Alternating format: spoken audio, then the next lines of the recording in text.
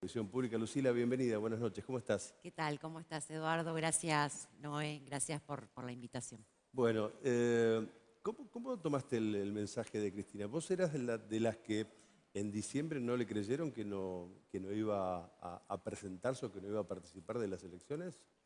Cristina siempre ha sido muy contundente respecto a sus posturas y sus anuncios, y cuando toma una definición y una decisión es muy difícil, ¿no?, retroceder frente a ese anuncio o a esa proclamación. Creo que siempre, para quienes somos militantes políticos y también un enorme sector de nuestra sociedad, teníamos siempre una enorme expectativa de que ella pueda ser precandidata en estas próximas elecciones, porque fundamentalmente tenemos los recuerdos más frescos y más vivos de lo que significó, ¿no?, haber atravesado post-crisis 2001, una elección como fue la del 2003, y todas las políticas públicas que se han consagrado y que se han diseñado, ¿no?, hasta el 2015, y creo que ese recuerdo y la capacidad que tuvo su gobierno y también el de Néstor lleva de alguna manera a generar una enorme expectativa y esperanza para el pueblo argentino para poder estar mejor. Por lo tanto, siempre nuestra esperanza ha sido que ella tome la definición o que retroceda en esa definición de no ser precandidata en estas próximas elecciones. Creo que el enorme desafío que tenemos por delante, Eduardo, es poder tomar ese legado, y que en algún punto es lo que ella viene sosteniendo en reiteradas oportunidades, es tomar el bastón de mariscal y poder conducir estos procesos, y cada uno de los perfiles políticos que consagran el peronismo, el campo nacional y popular, poder hacernos cargo de la historia. Ahora, ¿están y listos transformar. para emanciparse? ¿Cómo? ¿Están listos para emanciparse de Cristina? Yo creo que es un proceso cuando se trata también de perfiles políticos y de líderes políticos tan fuertes, ¿no? Nos sucedió también en el peronismo.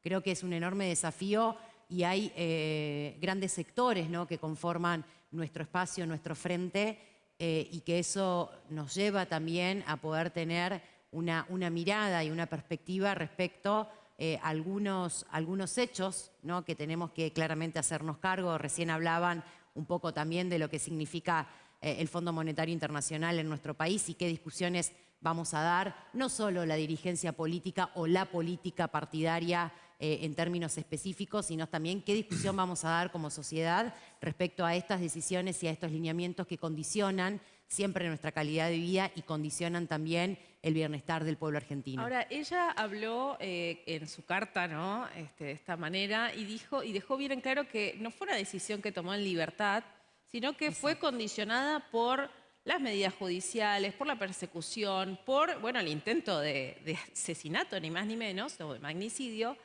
Y deja bien en claro que no es una proscripción a ella, sino a todo el peronismo. ¿Vos crees que el peronismo o el kirchnerismo o el Frente de Todos hoy se dio cuenta de eso, de que hay un intento de proscripción?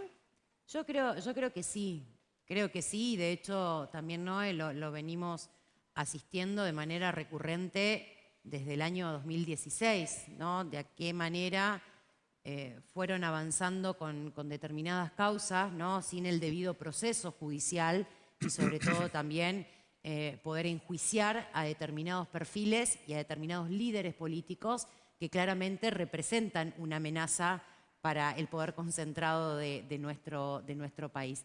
Y además también hay una gravedad profundamente institucional, y digo también para nuestra democracia, que tiene que ver con la connivencia que tiene un sector de la política en términos nacionales, digo más precisamente Juntos por el Cambio, con el Partido Judicial. Entonces, en todo este proceso, ¿no?, desde el 2016 para acá, hemos asistido a una gravedad institucional inédita, que con anterioridad por ahí utilizaban otros métodos, ¿no?, digo los procesos dictatoriales, ¿no?, el miedo y la persecución a través de los golpes de Estados. Hoy podemos ver que esto se genera en nuestro país, que se reproduce y se expande en todo el mundo y también en Latinoamérica, pero sobre todo, digo, demonizando o encontrando un enemigo al quien atacar para que justamente nuestra sociedad pueda tener ese correlato de indignación, de bronca, digo, de poder instalar y hasta incluso repetir, ¿no?, algunas frases que muchas veces rozan los discursos de odio. Digo, cada uno de los procesos que se fueron dando responden a un objetivo principal, que en este caso particular es la proscripción de Cristina, que nosotros lo hemos sostenido recurrentemente, que ella lo ha mencionado y manifestado también en reiteradas oportunidades. Creo que hay que repensar y replantear también estas relaciones sociales y estos respetos políticos que también debemos recuperar ante un adversario. Creo que la mejor manera de discutir qué democracia queremos y qué queremos representar es en función a los proyectos políticos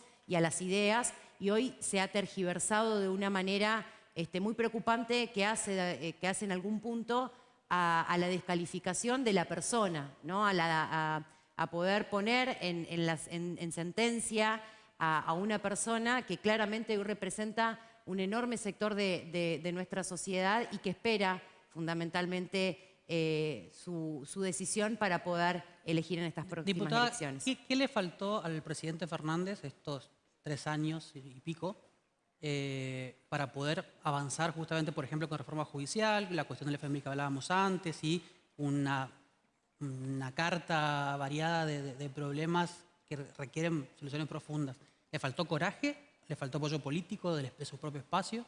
¿Qué fue lo que faltó? No, yo creo que también está atravesado, y esto no lo planteo, digo, tampoco como una excusa, ¿no? Cuando uno asume los destinos de nuestro país, de nuestra patria, definitivamente hay que tomar decisiones. Yo creo que ha sido un escenario muy complejo, ¿no? Creo que hay que contextualizar en qué marco se fueron dando cada una de estas discusiones. Primero atravesamos una pandemia, atravesamos también una guerra, atravesamos una sequía, digo, hay situaciones que complejizan también la situación y que por otro lado no generaron los consensos necesarios para poder avanzar en determinadas discusiones. Y planteo esto porque me toca hasta el 10 de diciembre ser legisladora nacional y vivir muy de cerca determinados debates, en particular, por ejemplo, el juicio político a los integrantes de la Corte Suprema de Justicia, y sin embargo, ese proceso que lo venimos dando en la Cámara de Diputados, aún falta avanzar, por ejemplo, en una participación social y del pueblo para saber definitivamente qué estamos discutiendo, pero por otro lado poder identificar que hay un sector de la política que no quiere discutir estos temas. Digo, recién Eduardo manifestaba la necesidad de poder discutir, ¿no?, la conformación o el alcance que tiene el Poder Judicial en nuestro país, y sin embargo hoy termina siendo y sigue siendo una discusión de un sector de la política que entendemos que es necesario para poder avanzar en mejores pautas convivenciales y sobre todo también del respeto y fortalecer los lazos en nuestra democracia, pero sin embargo hay determinados sectores políticos, en particular, insisto una vez más, de Juntos por el Cambio, que obstruyen ese tipo de discusiones. Así ha sucedido, digo, con tantos otros que no nos han permitido poder debatir. O puedo poner un ejemplo, por el debate de la nueva moratoria previsional. Digo, desde el mes de noviembre del año pasado veníamos insistiendo consecutivamente sobre la importancia de jubilar en nuestro país a 800.000 personas y lo pudimos hacer recién en el mes de febrero. Creo que hay también una articulación que necesariamente en el plano político la debemos hacer y la tenemos que hacer, pero sin embargo estas situaciones muchas veces no se exponen con claridad y sobre todo también no hay una representación de lo que significa y el impacto que genera para el pueblo argentino. Retomo, diputada, lo que preguntaba Alejandro en otro sentido, porque usted dijo como respuesta que hay que tomar decisiones. Está bien, es un escenario complejizado, etcétera, etcétera, etcétera. Pero lo que se le endilga muchas veces a la gestión de Alberto o al propio presidente son las decisiones no que tomó, sino las que no tomó. Por ejemplo, con el tema del Fondo Monetario al principio, con el tema de Vicentín que tomó y después se arrepintió, con el tema de la Corte Suprema, con la ausencia de un decreto que reforme el Consejo de la Magistratura, por ejemplo. ¿Cómo evalúa usted esa situación? Yo creo que definitivamente, digo, había que generar los debates y sobre todo también tomar las decisiones en el momento oportuno. De hecho, también es de público conocimiento, Robert, que nosotros en particular en la Cámara de Diputados de la Nación, cuando se debatió el acuerdo con el Fondo Monetario Internacional, hubo un grupo de diputados, de legisladores y legisladoras que no acompañamos ese acuerdo, precisamente porque entendíamos y sabíamos cuáles eran las consecuencias, y esto que ustedes mencionaban con anterioridad.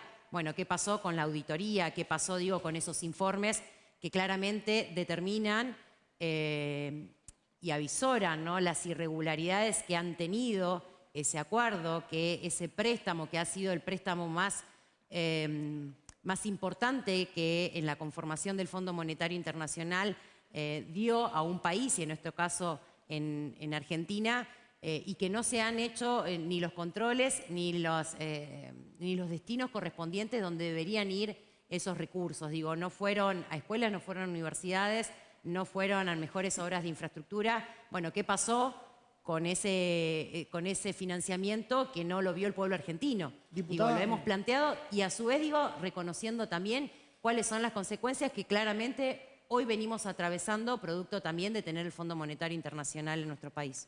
una consulta casi personal, porque la he preguntado varias veces y nunca encontré una respuesta.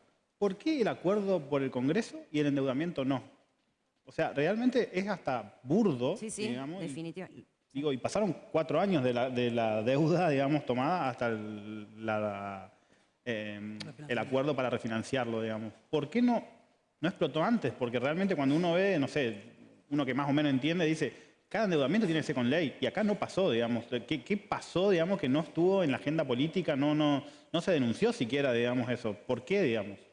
Bueno, precisamente nosotros lo hemos también mencionado, Adrián, y lo hemos dicho, ¿no? De alguna manera nosotros ahora, el Congreso de la Nación tiene que discutir un refinanciamiento de deuda, algo que con anterioridad no pasó por el Congreso de la Nación, hasta a un punto de anunciar la vuelta del Fondo Monetario Internacional en 5 minutos de manera muy rápida, cosa de no tener tampoco una capacidad para poder intervenir sobre esa situación. Hubo una decisión por parte de Mauricio Macri en aquel entonces de tener una deuda de 45.000 millones de dólares y hoy tener la responsabilidad de discutir en el Congreso de la Nación ese refinanciamiento. Ahora, también me parece importante también mencionar, Adrián, que cuando se toma esa deuda y se discute posteriormente en el Congreso de la Nación, Juntos por el Cambio no se hacía cargo de esa deuda. Digo, y lo han planteado y me parece que está bueno también sostenerlo y mostrarlo, ¿no? Los archivos no nos dejan mentir, demostrarlo que la deuda para ellos no fue una deuda de su gestión ni de su gobierno, sino nosotros nos teníamos que hacer cargo también de una situación tremenda que venía atravesando el país. Y Ahora, vuelvo... Lucila, ¿los durmieron o se durmieron ustedes? Digo, No. Yo creo que hay muchas decisiones que se fueron tomando en el gobierno de Mauricio Macri que lo han hecho de una manera express. Creo que la vuelta del Fondo Monetario Internacional tuvo que ver con eso, ¿no? De poder avanzar rápidamente en ese acuerdo sin tener las intervenciones correspondientes para que efectivamente podamos tener al Fondo Monetario. Claramente que nosotros tenemos una postura marcada respecto a esto, porque tenemos historia, porque tenemos memoria, porque sabemos lo que significó el pago al fondo en el año 2005, cuáles fueron las consecuencias para la mayoría del pueblo argentino, y por supuesto que nosotros tenemos una postura tomada respecto a esta situación en particular, pero creo que ha sido una decisión express. Ahora, volviendo al plano local, también sos precandidata a concejala, en segundo lugar aquí por la lista también que lleva a Diego Arévalo como intendente. ¿Cuál es la mirada hacia Resistencia, ¿no? Porque es distinto el rol en el Congreso de la Nación y ya pensando en una posible concejalía. ¿Qué faltó en Resistencia? Bueno, muchas cosas. A ver, nosotros estamos haciendo también un proceso de recorridas en la ciudad de Resistencia. Creo que es necesario también resaltar la importancia de poder integrar una lista junto a Diego Arévalo en la ciudad de Resistencia, con compañeros y compañeras que integran esa lista, que representan la experiencia, que representan la juventud, que son parte y que fueron parte también de la gestión de Coqui en la ciudad de Resistencia, que tenemos un diagnóstico de cuáles son los principales problemas que tenemos en la ciudad y que también es en algún punto de público conocimiento, ¿no? Cuando recorremos los barrios de la ciudad, principalmente zona norte, zona sur, identificamos una enorme ausencia por parte de la gestión actual y que claramente tiene que ver con el mejoramiento de los caminos, de las calles, el alumbrado público, el desmalezamiento, la organización del ordenamiento territorial y esto, digo, de poder acceder a mejores condiciones de infraestructura y de vivienda, pero también me parece importante poder pensar cómo fortalecemos la gestión local a partir de una descentralización que está dada a través de los centros comunitarios y que hoy no tienen una funcionalidad directa para el bienestar de los vecinos y de las vecinas. Creo que esos centros también nos permiten poder aplicar políticas de la primera infancia, poder trabajar respecto a la capacitación laboral en oficios, de poder trabajar con las mujeres y con las diversidades. Yo creo que hay que organizar la ciudad. Me parece que actualmente tenemos una ciudad que está muy desorganizada, que tiene una enorme ausencia por parte de la gestión actual, pero sobre todas las cosas que también necesitamos la participación plena de los vecinos. ¿Y en el plano interno los fortalece o los... ¿Cómo? En el plano interno, digo, Sí. contar con 4 o 5 listas dentro del Frente Chaqueño, ¿los va a fortalecer, entendés vos, o los pone en una situación de desventaja? Yo creo que hay que discutir en base a las ideas, Eduardo. Me parece que es importante poder clarificar esa representatividad y también para eso están las PASO. Las PASO, digo, es una herramienta política para dirimir candidaturas y que Y cada liderazgos. una... Y liderazgos. Y liderazgo, por Y supuesto. en ese marco, diputada, la lista que encabeza Diego Arévalo, que usted forma parte, ¿en qué se diferencia, por ejemplo, con el proyecto que propone dentro de su mismo espacio, Vámonos al Chapo? Precisamente esto que decía con anterioridad, nosotros venimos trabajando, primero digo que Diego ha sido candidato en la ciudad de Resistencia en el año 2019, que conoce la ciudad, que ha sido también parte de la gestión de Coqui, que hoy es presidente del Instituto de Vivienda y nosotros integramos una lista con perfiles de compañeros que vienen de diferentes sectores.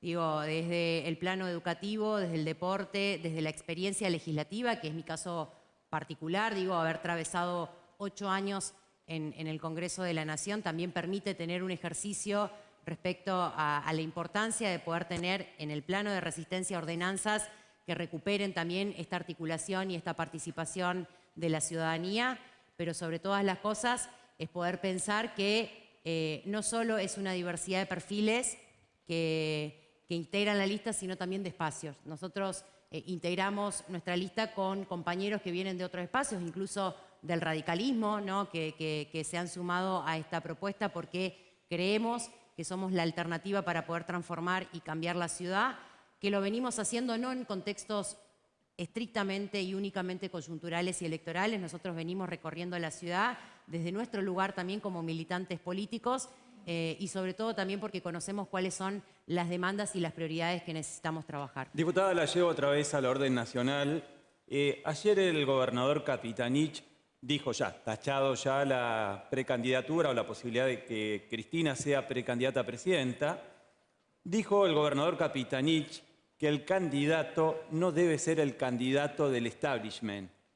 Uno puede interpretar, obvia alusión para Larreta en la oposición, también podría ser para Patricia Bullrich, pero también podría interpretarse que es alusión para con Sergio Massa. Esa es una interpretación mía. Lo que importa acá es la interpretación suya. Yo creo que me parece que estamos en un proceso que hay que dirimir cuáles son los perfiles más representativos. Y eso implica, digo, también tener un consenso y un acuerdo para saber también lo que está esperando nuestra sociedad. Yo vuelvo a lo mismo. Me parece que más allá de acentuar en los perfiles de los candidatos, lo que tenemos que clarificar es un plan de gobierno. Creo que rápidamente, digo, el consenso y el acuerdo tiene que partir desde ahí. Claro, pero del otro lado, diputada, podrá decirse, pero están gobernando. Esto no debería haberse hecho, o si se hizo, ¿qué ha pasado? Esta planificación de gobierno allá por diciembre del 2019. Sí, pero por eso vuelvo a lo mismo. Creo que el contexto social, político, internacional, mundial que hemos atravesado creo que a cualquier país del mundo ha atravesado esta incertidumbre respecto a lo que venimos atravesando, pero claramente que nosotros también hemos tenido en los 4 años anteriores, desde el año 2015 al 2019, un gobierno neoliberal que claramente ha licuado los derechos y las garantías del pueblo argentino en su conjunto, que se ha profundizado durante estos últimos años. Creo que es inédito también poder pensar que hoy los trabajadores, más allá que hayamos recuperado los índices, por ejemplo, de empleabilidad, hoy tengamos trabajadores que no llegan a fin de mes. Y creo que es un debate, es una discusión que la tenemos que dar y que la tenemos que saldar. La pandemia, diputado, usted lo marca como algo que complejiza la gestión. Queda claro que sí. Pero no debió tomarse como una oportunidad, porque a lo mejor era el pretexto perfecto para el gobierno de Alberto decir, mirá, vamos a revisar esta situación del fondo porque la complejización de la economía que ha causado no solamente en Argentina, sino en el mundo, la pandemia, hace que revisemos absolutamente todo. ¿No se perdió esa posibilidad? Yo creo que se ha administrado muy bien durante la pandemia y cada uno de los organismos y de los ministerios que han intervenido durante la pandemia lo han hecho de manera muy correcta, porque fundamentalmente implicaba cuidar la vida de un montón de argentinos y de argentinas. Creo también que en función de eso nosotros hemos dado las discusiones. Yo vuelvo a lo mismo. Nosotros conformamos un espacio político que es el Frente de Todos, en el que convergen diferentes sectores, diferentes espacios, que nosotros hemos hecho los planteos correspondientes. Vuelvo a tomar lo mismo. Lo del Fondo Monetario Internacional es un claro ejemplo de nuestra postura respecto al alcance y a las consecuencias que iba teniendo, pero también es claro que las decisiones las toma el presidente. Diputada, ¿Crees vos que, ya que dijo Frente de Todos, Sí. la verdad que... Iba a tu pregunta Digo, también. ¿crees vos que el Frente de Todos va a seguir existiendo sin Cristina? Yo creo que hay que ver también el escenario que atravesamos en estos tiempos y poder conformar un espacio que mejor represente los intereses del pueblo argentino en su conjunto. Yo lo vengo sosteniendo y lo vengo discutiendo, Eduardo, también en este proceso que atravesamos en la ciudad de Resistencia.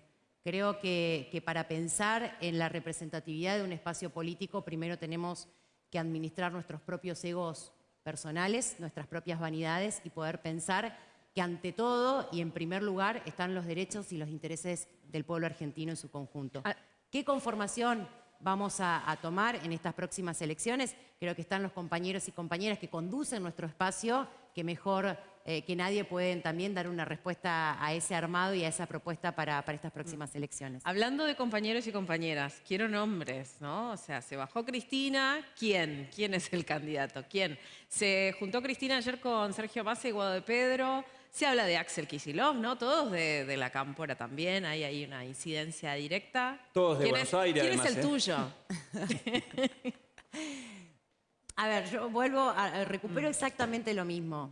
Más allá de los candidatos y candidatas, yo soy de la idea y tengo la firme convicción de lo que nos permite generar expectativa en nuestra sociedad es poder pensar en un proceso y en un proyecto colectivo que pueda discutir en base a las ideas y en base a las propuestas y seguramente quien sea candidato o candidata en estas próximas elecciones va a poder representar de la mejor manera esas ideas. Pero, diputada, a veces desde la ciudadanía el proyecto que se pone en discusión siempre está un poco limitado por la persona que lo encabeza. Entonces, más allá de que todos los espacios políticos hablan de sus planes de gobierno, sus proyectos de país o de provincia y demás, necesariamente lo que se espera, la expectativa es sobre el nombre, porque el proyecto puede ser hermoso, pero si lo encabeza uno, no lo acompaña, si lo encabeza el otro, sí lo acompaña. El caso de Cristina es uno, posiblemente, digamos, no. Sergio Massa, por decir un escenario simulado, encabeza un proyecto que también era el proyecto de Cristina, pero sin embargo, un sector de la sociedad, incluso la dirigencia política, podría no acompañarlo porque la figura es la que no convoca. Sí, bueno, pero por eso mismo, digamos, vuelvo a recuperar esta idea. Yo creo que está muy instaurado precisamente el candidato o la candidata. Digo, también hay que entender que en algún punto, digo, nosotros somos la cara visible de determinadas ideas y de esos acuerdos. Traslado de la misma manera en la ciudad de Resistencia.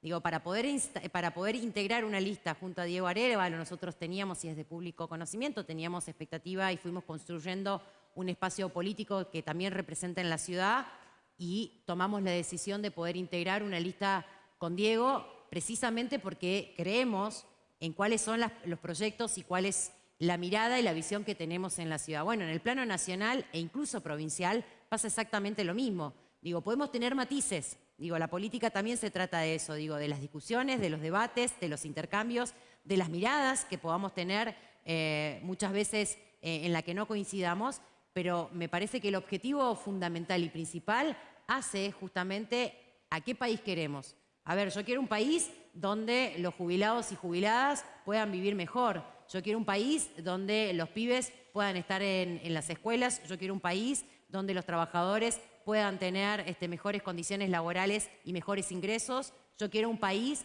donde los pibes puedan volver a tener sus computadoras como lo han tenido hasta el año 2015. Bueno, eso es lo que construimos y eso es lo que pensamos. ¿Le costó, diputada, tomar la decisión de aceptar ser precandidata a concejal estando en la esfera nacional, de repente bajar al escenario municipal? Me imagino que debe ser una decisión que la tuvo que analizar bastante, ¿verdad? No, ¿No? no, vos sabés que no. Creo que ahí, y también vengo insistiendo sobre esta idea y sobre esta lógica que construimos socialmente, políticamente, culturalmente, de que en algún punto percibimos la política desde una mirada de la jerarquía, ¿no? Bueno, o sea, si sos diputada, legisladora nacional, el mínimo lugar o cargo, lo que fuese, te toca en un determinado piso.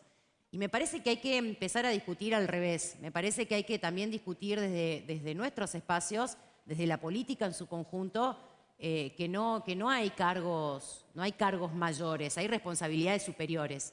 Y esas responsabilidades superiores es poder trabajar todos los días, en este caso concretamente, en la ciudad de Resistencia, con el mismo compromiso, con la misma fuerza que lo hicimos en la Cámara de Diputados, hacerlo en la ciudad, hacerlo para los vecinos y vecinas, hacerlo para la ciudad en la que yo vivo, ¿no? Creo que también nos devuelve y también nos expone de manera más directa cuáles son las demandas en la que nunca tenemos que perder de vista esa presencia territorial. Digo, en el momento que desde la política perdemos el contacto con quienes nos eligen, con quienes nos votan, con quienes nos escuchan, creo que también perdemos esa cercanía y esa capacidad de respuesta que están esperando desde la política para poder mejorar su vida. Diputada, la última cortita. Cristina dijo que no va a ser candidata, pero también dijo, no piensen que me voy a ir a cuidar mis nietos. ¿Lo tomamos como que va, no digo a imponer, pero a sugerir la fórmula ahora o no? Cristina conduce este espacio. Cristina conduce y es líder de nuestro espacio. Y tomando la experiencia que tuvo con Sergio Massa, perdón, con Alberto Fernández, Uy, qué furcio. que no ha resultado positiva según los varios puntos, incluso de varios dirigentes del propio kirchnerismo. ¿Por qué la decisión debería recaer otra vez, indubitablemente, en Cristina Fernández? ¿No debería revisarse eso? Porque es la que conduce el espacio y porque es la compañera que más representatividad tiene dentro del peronismo, dentro del Frente de Todos, y que eso implica, la decisión que tomó en el año 2019 fue la correcta, ¿no? El objetivo era ganarle al neoliberalismo y sobre todo generar una expectativa. La decisión fue correcta. Después está en cada uno y en cada quien poder tomar ese bastón de mariscal, como bien lo dice ella, y poder conducir los destinos de nuestro país. Y me parece que en esta oportunidad, de la misma manera, confiamos en su decisión y sobre todo, vuelvo a reiterar lo mismo, es nuestra conductora y nuestra líder en nuestro espacio. Gracias, Lucila. Gracias a ustedes.